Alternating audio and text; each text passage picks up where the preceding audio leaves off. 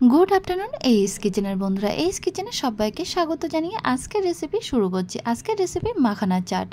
যারা ডায়েট করছেন অথচ চটপটে কোনো জিনিস খেতে চান তাহলে এই রেসিপিটা বানিয়ে ফেলুন।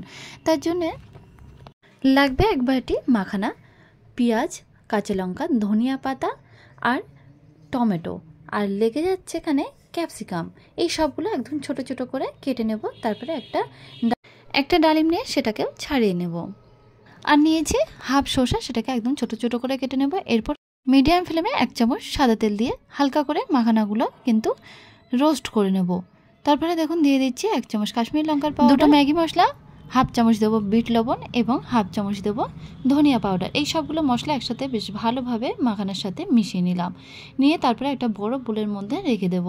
আর যে ভেজিটেবলগুলো আমি চপড করে রেখেছিলাম সেগুলো কিন্তু দিয়ে দিচ্ছি, আর সাথে দিয়ে দেবো 1 চাট মশলা আর টমেটো সস। তাহলেই তৈরি হয়ে যাবে মাখানা চাট।